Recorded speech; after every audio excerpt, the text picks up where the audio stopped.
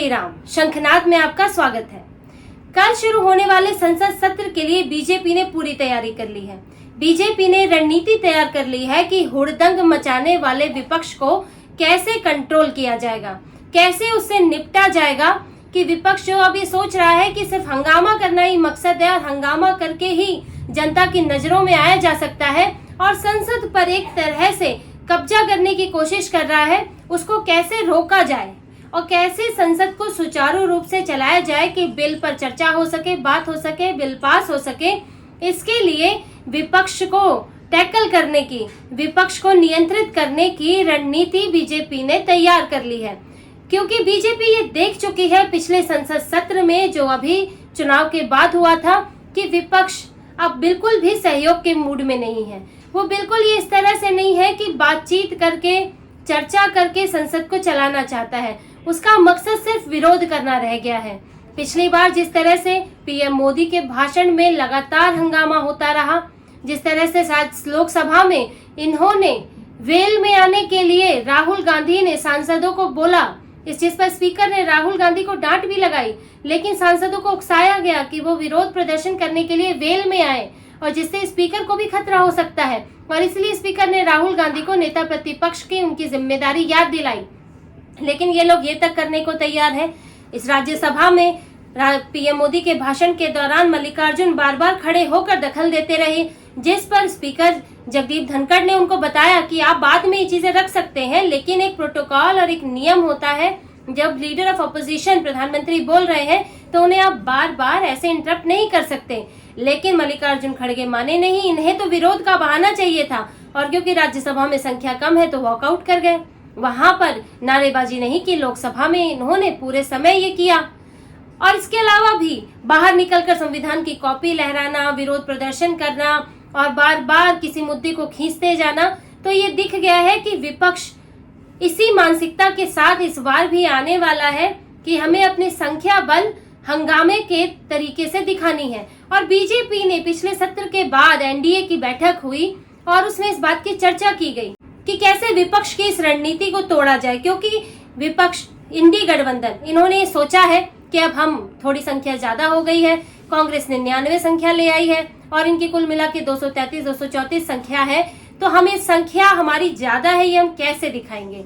ये दिखाएंगे हंगामा करके, ये दिखा के कि जो सत्ता पक्ष है हम उसको बोलने नहीं दे रहे हैं, उसकी जगह नहीं है यहाँ पर कहने भर को सत्ता पक्ष है, लेकिन संसद को तो हमने हाईजैक कर लिया है। संसद हमारी है, सरकार किसी और की हो लेकिन संसद हमारी है। अपने समर्थकों को खुश करने के लिए, लोगों के बीच मैसेज देने के लिए कि अब वो बात नहीं रही बीजेपी में, एनडीए में, और हम अब इतनी संख्या में हो गए हैं कि हम जो है संसद को अपने हिसाब से चलवा सकते हैं। तो ये इस मानसिकता के साथ उतरे थे और ये पूरा इसको राजनीतिक माहौल बनाने की इनकी कोशिश है। लेकिन अब बीजेपी ये समझ चुकी है और ये भी बात समझ चुकी है कि अगर ज्यादा सहनशीलता दिखाई तो वो कमजोरी साबित होगी। अगर आपने ये सोचा कि विपक्ष के नेता हैं, उनको अगर हंगामा कर रहे हैं और उनको हंगामा करने दें, अगर कोई सख्त कदम उठाएंगे तो फिर छवि खराब होगी और तरह तरह की बातें होंगी कि पीएम मोदी तानाशाह, डिक्टेटरशिप और वगैरह वगैरह जो ये लोग प्रोपेगेंडा रचते हैं। तो बीजेपी ने ये सोच लिया है कि अब पीछे हटके काम नहीं चलेगा और ना ही शर्म लिहाज की कोई बात है और ना ही सम्मान की कोई बात है, क्योंकि सामने वाले ने सम्मान करना छोड़ दिया है, क्योंकि सामने वाला स्पीकर तक का सम्मान नहीं कर रहा है। तो इसीलिए सख्त कदम उठाया जाएगा। ये नहीं देखा जाएगा कि किसी नेता किसी पार्टी का, बड़ी पार्टी का नेता है या किसी बड़े परिवार का नेता है। और अगर कोई सांसद हंगामा करता है, स्पीकर को खतरा पहुंचाता है, तो उसमें मार्शल का इस्तेमाल करके उसे घसीट कर, धक्के मारकर बाहर निकाला जाएगा। मार्शल का इस्तेमाल होगा अगर सांसद नहीं माने।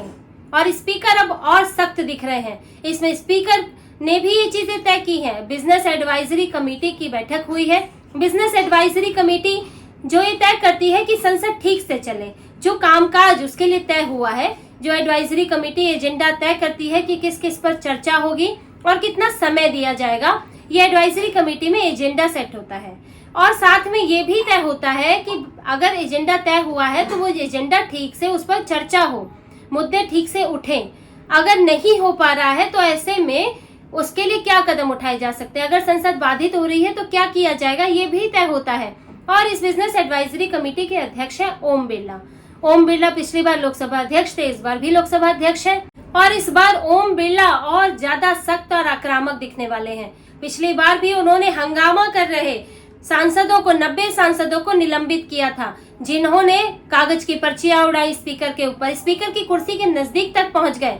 और इसमें कितना खतरा होता है कि अगर हंगामा करते करते कोई सांसद और बिदक गया और स्पीकर के साथ मारपीट कर दी या कुछ ऐसा हो गया कि अगर 2 सांसदों में ही झगड़ा हो गया और उसमें स्पीकर को कोई नुकसान हो गया, तो इसलिए कहा जाता है कि वेल में आपको नहीं आना है, वेल के नजदीक नहीं आना है। लेकिन ये पिछली बार गए और पिछली बार तो हर बार संसद सत्र से पहले कोई ना कोई ऐसा मुद्दा आ जाता था, खास तौर से विदेशों से, पेगासस हो चाहे हिंडनबर्ग हो, ये सदन को पहले दिन ही नहीं चलने देते थे और रोज हंगामा करना। और जब इन्हें बाहर निकाला जाता था तब सदन में चर्चा होती थी, कोई बिल आता था और तब ये कहते थे हमको बिल की चर्चा में शामिल नहीं होने दिया, हमारी जब कई सांसद निलंबित थे तो फलाना बिल पास करा लिया। लेकिन जब आपको आज के दिन के लिए आपको पता है बिजनेस एडवाइजरी कमेटी में विपक्ष के लोग भी होते हैं, इस बार भी कांग्रेस के 2 नेता उसमें हैं और दूसरी पार्टियों के नेता भी हैं, तो जब विपक्ष को पता है कि आज के लिए ये समय तय है, इस पर चर्चा होगी और जो मुद्दा आप चाहते हैं उस पर आगे के लिए आप समय ले सकते हैं, तो आप जबरन जिद करते हैं, जबरन हंगामा करते हैं। आपको पता है कि जो नियम के तहत है वो ही होगा और आज अगर किसी बिल पर चर्चा होनी है वो होगी, लेकिन आप ऐसा माहौल तैयार करते हैं, लगता है कि इनको बोलने का मौका नहीं दिया जा रहा है, इसलिए ये हंगामा कर रहे हैं। और फिर जब बिल पास होता है तो कहते हैं हमें अंदर हमारे साथ चर्चा नहीं की गई, आपने चर्चा खुद नहीं की, आपने खुद हंगामा किया। और स्पीकर ने पिछली बार दिखा दिया कि वो निलंबित भी कर सकते हैं और इस बार भी ओम बिरला इसी मूड में है, क्योंकि उन्होंने पिछले सत्र में देख लिया कि सीधे उन पर तंज किया जा रहा है। राहुल गांधी उन्हें टारगेट करते हैं कि मुझसे हाथ मिलाते हुए आप झुके क्यों नहीं। क्या राहुल गांधी को अपने से बुजुर्ग व्यक्ति को अपने आगे झुकाना ज्यादा अच्छा लगता है? उन्होंने ये बात कही कि पीएम मोदी के आगे झुके, मेरे आगे नहीं झुके, यानी कि आप स्पीकर को अपने आगे झुकाना चाहते हैं। ये गांधी परिवार की मानसिकता है। उन्हें लगता है कि उम्र चाहे कुछ भी हो किसी व्यक्ति की, उसे झुकना ही चाहिए मेरे आगे। गांधी परिवार के साथ ये समस्या है, इसलिए वो अपने से कहीं ज्यादा उम्र के ओम बिरला को अपने सामने झुकाना चाहते हैं। पद में भी ज्यादा है और उम्र में भी ज्यादा है, वो स्पीकर है। तो ये देख चुके हैं स्पीकर कि अब उन पर टारगेट हो रहा है और वो अगर कमजोर दिखते हैं तो अब और भी उनको निशाना बनाया जाएगा। इसलिए उन्होंने भी तय कर लिया है कि अगर जरूरत हुई तो किसी सांसद को बाहर निकाला जा सकता है, मार्शल का इस्तेमाल किया जा सकता है, निलंबन किया जा सकता है। और इसमें पूरी बीजेपी एनडीए ने मिलकर इस पर सहमति जताई है और ये इनकी बैठकों में तय हुआ है कि आप नरम रुख नहीं दिखाना। पिछली बार पहला सत्र था और उसमें कुछ एक समन्वय बनाने की कोशिश होती है कि नए नए नेता आए, नए सांसद आए हैं, कई नए सांसदों ने ज्वाइन किया है, नए सदस्य हैं और संसदीय मामलों के मंत्री भी बदले हैं, नई जिम्मेदारियां लोगों के पास आई है। तो एक आपसी समझ बढ़ाने के लिए, समन्वय स्थापित करने के लिए पिछली बार कोशिश की सरकार ने और इसीलिए इनकी सब बदतमीजियों को काफी हद तक सहा। इसलिए इन्हें निलंबित नहीं किया, क्योंकि जिस तरह इन्होंने पीएम के भाषण के दौरान व्यवहार किया उससे इनको निलंबित किया जा सकता था। वेल में आने वाले सांसदों को स्पीकर चाहे तो निलंबित कर सकते थे।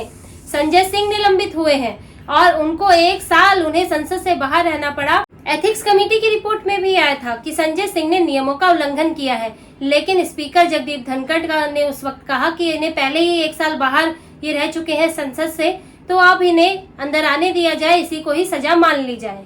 लेकिन अब ये नरमी नहीं चलेगी।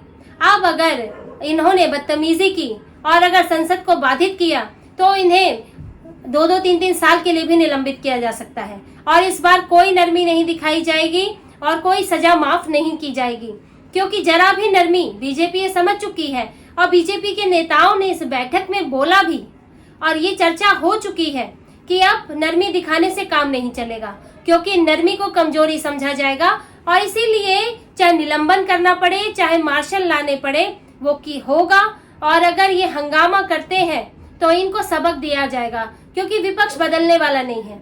आप शुरू से ही देख लेंगे, आज कल पहला दिन है, उसी में ही दिख जाएगा कि ये कोई ना कोई मुद्दा लेकर आएंगे और कहेंगे कि हमें तो इसी पर ही बात करनी है, चाहे पहले दिन के लिए एजेंडा कुछ और तय हुआ हो और इनकी सहमति से ही तय हुआ हो। क्योंकि आज सर्वदलीय बैठक है तो उसमें ये बात हो जाती है कि सरकार क्या लाने वाली है, कौन से बिल आने वाले हैं, और विपक्ष से पूछा जाता है कि वो किन मुद्दों पर चर्चा चाहते हैं, और ये हमेशा होता है।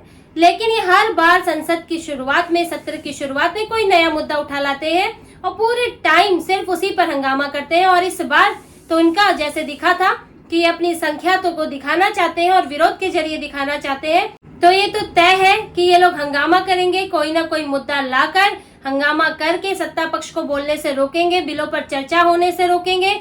इन्होंने भी विपक्ष के पूत के पांव पालने में दिखने की जो बात है वो पहले सत्र में दिख चुका है, तो ये करने वाले हैं। लेकिन सरकार भी अब ये तय है कि वो ईंट का जवाब पत्थर से ही देगी, ये नहीं कि इनके पत्थर खाती रहेगी और चुपचाप एक सत्ता पक्ष में होने की जिम्मेदारी निभाती रहेगी।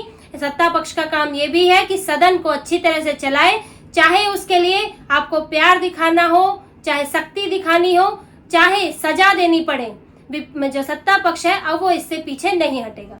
तो इसी तरह की और खबरें और विश्लेषण आपके लिए लाते रहेंगे। हमसे जुड़े रहिए, सब्सक्राइब कीजिए, कमेंट कीजिए। बहुत बहुत धन्यवाद। जय श्री राम।